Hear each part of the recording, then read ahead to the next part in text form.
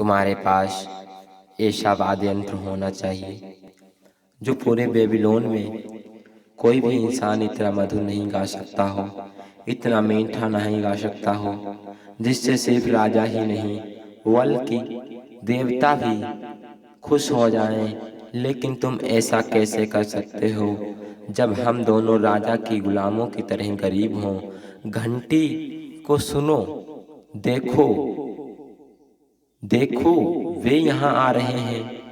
उसने अधनंगे पसीने से तरबतर पानी ढोते लोगों की कतार की ओर इशारा किया, जो नदी से पतली सड़क की ओर जा रहे थे।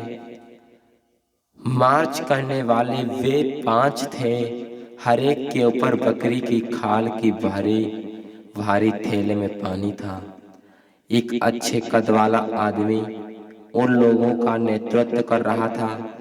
कौवी ने कहा, घंटी वाले इंसान की ओर इशारा किया, जो बिना किसी बोझ के आगे बढ़ रहा था। अपने देश का एक शक्तिशाली आदमी था। यह साफ दिखता है कि इस कतार में कई अच्छे कद वाले लोग हैं। बंसी ने स्वीकार किया, हमारी तरह अच्छे लोग हैं।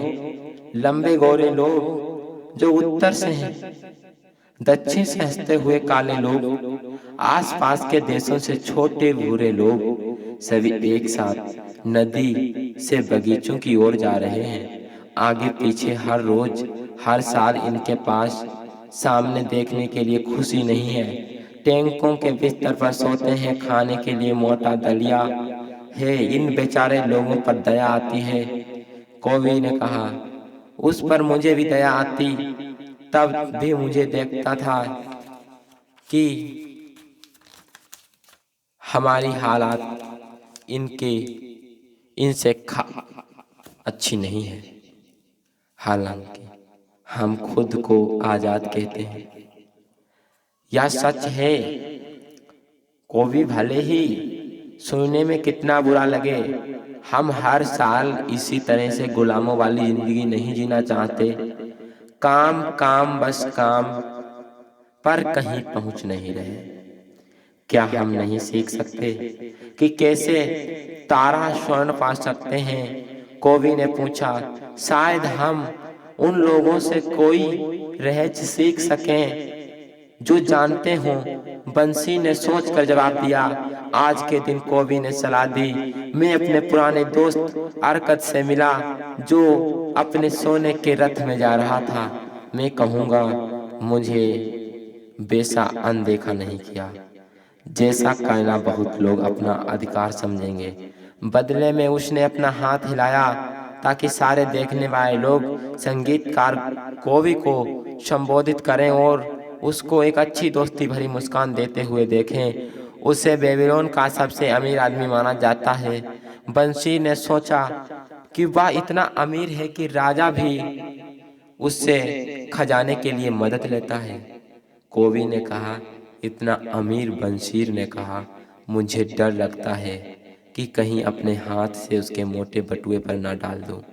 बकवास, कौवी ने फटकारा। एक इंसान की संपत्ति उसके बटुए से नहीं होती। एक मोटा बटुआ तुरंत खाली हो जाता है अगर उसे भरने के लिए स्वर्ण की धारा ना हो। अरकत के पास आमदनी है जो उसे लगातार भरती रहती है, भले ही वह कितना क्यों ना खर्च करे। आमदनी यही चीज है। बंसी ने कहा, काश मेरे पास आमदनी का एक ऐसा स्रोत होता जो मेरे बटुए को भरते रहता। भले ही मैं दीवार पर बैठूं या दूर देशों की यात्रा करूं, अरकत को पता होना चाहिए कि कैसे एक आदमी अपने लिए आमदनी बना सकता है। क्या तुम्हें लगता है कि ये तरीका मेरे जैसे धीमे दिमाग वालों को भी समझ सकता है? मुझे लगता है उसने यह तरीका अपने बेटे नोमिसर को सिखाया। कौवी ने जवाब दिया, क्या बात नीनेवे के पास नहीं गया? जैसे यह बताया जाता है कि वह अपने पिता की सहायता के बिना शहर का सबसे अमीर आदमी बन गया। कौवी, तुम्हारी बात से मुझे एक दुर्लभ विचार आया।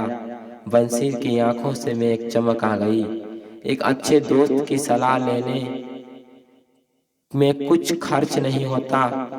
अरकद वैसा ही अच्छा दोस्त है। माना कि हमारा बटुआ एक गिद्ध के घोंसले की तरह खाली है, लेकिन इसे हमने परेशान नहीं होना चाहिए। हमें इस संपन्न जगह में बिना स्वर्ण के होने का कारण थक गए।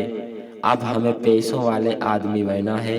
आओ अरकद के पास चलते हैं और पूछते हैं कि हम भी अपने लिए पैसा कैसे कमा सकते हैं। बंसी, तुमने सच्ची प्रेरणा से कहा। तुम मेरे दिमाग में एक नई समझ लाए हो। तुमने मुझे एहसास दिलाया कि हम अब तक पैसे क्यों नहीं कमा पाए। हमने कभी इसे नहीं खोजा। तुमने बड़ी धीरज से बेबीलोन के सबसे मजबूत रथ बनाए। इस लक्ष्य में तुमने सबसे बेहतर कोशिश की, इसलिए इस काम को तुम सफल हुए। मैंने सफल संगीतज्ञ बनने की कोशिश की और इसका कारण से मैं सफल हुआ। जिन चीजों पर हमने कोशिश की हम उनमें सफल हुए। देवता हमें ऐसा करने देते रहे। अब अंत तक में सूरज की तरह चमकीली रोशनी देखते हैं।